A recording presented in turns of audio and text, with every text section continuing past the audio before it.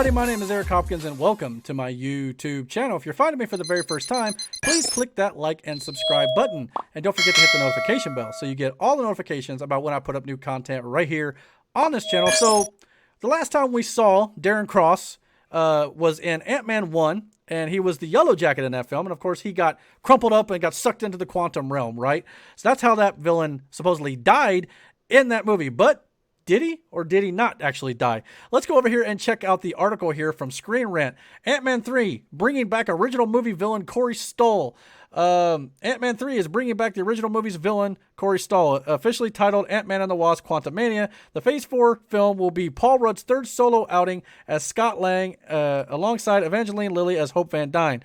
While this duo now carries the mantle, the original Antman and Wasp, Dr. Hank Pym, played by Michael Douglas, and Janet Van Dyne, played by Michelle Pfeiffer, will also be returning in the movie. In addition, Scott's daughter, Cassie, will be recast as Catherine Newton. Last month, Rudd announced that he had begun filming the threequel ahead of its release date in 2023. It is already known that Jonathan Majors will be appearing as the villain Kang the Conqueror, and given his connection to the Loki character Judge Ravonna Renslayer, fans have been cooking up plenty of theories about the time-hopping villain throughout the show's run. However, the latest episode of Loki, Journey into Mystery, actually featured a reference to another Ant-Man villain, Yellow Jacket, also known as Darren Cross, Dr. Pym's former protege. So this is a small, minor spoiler for the Loki episode 5 show. So if you've not seen that episode, maybe, if you don't want to see this, check out now. But it's not a very big thing, so don't worry about it too much. But this picture here was in that episode. And this is obviously showing the landscape where Loki was stranded. And over here, you've got the giant helmet of Yellow Jacket. It's obviously huge, so it looks like he's even grown, which Ant-Man with the Pym particles, you're able to grow and shrink. So it looked like at some point here, he might have got sucked into this realm. And of course, if he got sucked into the quantum realm, time travel, all this stuff, it all kind of goes hand in hand here. So it makes sense that this could actually be a thing. So now during an interview with Vanity Fair podcast, Still Watching, the hosts were discussing the Yellow Jacket Easter egg that I just showed you in Loki, when senior writer Joanna Robinson stated that Corey Stoll would be, in fact, returning for Ant-Man and the Wasp: Quantumania. While her sources are unclear, Cinema Reviewed was the first to report the news. I don't know if it's an introduction or something to come, but do know that Corey Stoll, in some shape, will be back in Ant-Man 3. Yellow Jacket's return has long been speculated ever since Evangeline Lilly tagged Stoll in an Instagram post expressing excitement about the film's script, seemingly spoiling the villain's return.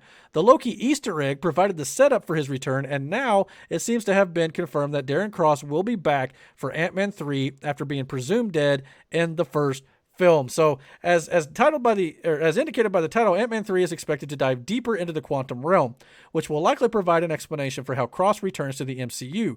Perhaps he has been alive this whole time and living in the quantum realm, much like Janet Van Dyne did for decades before she was rescued during the events of Ant-Man and the Wasp. Now that Stoll's involvement has been confirmed, it'll be interesting to see how Yellow Jacket factors into Ant-Man 3. So yeah, this is definitely looks like it's something that's going to be happening here.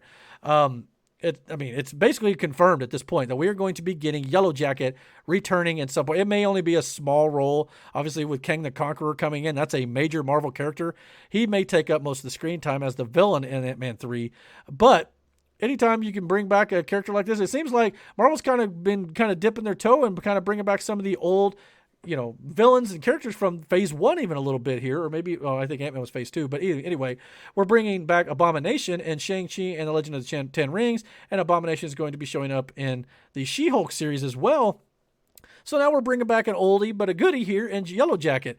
I actually thought he was pretty entertaining in the first Ant-Man film, so it'll be interesting to see how they do all this. But again, when you start dealing with the quantum realm, and since this movie is going to be called Quantumania, they're definitely going to be diving into that even more.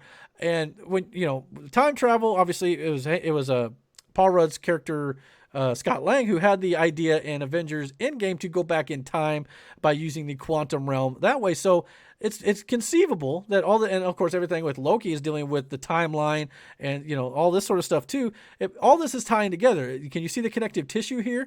And I think it's one of the brilliance that Marvel Cinematic Universe has is by connecting all their stories with all this nice connective story tissue.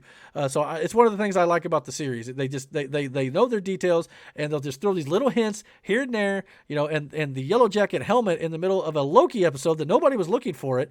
I didn't even see it the first time I watched it, so I'll have to go back and check it out here.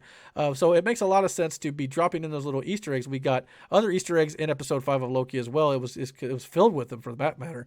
So if you've not seen it, go check it out. Absolutely. If you're not watching the Marvel Cinematic Universe, Disney Plus shows in general, you're missing out because they're definitely setting up stuff in those shows for the movies. Now, granted, from what I understand, it's not necessarily you have to see the shows to understand what's going on in the movies, but they're like supplemental material to give you backstories that the movies are not going to have time to tell you.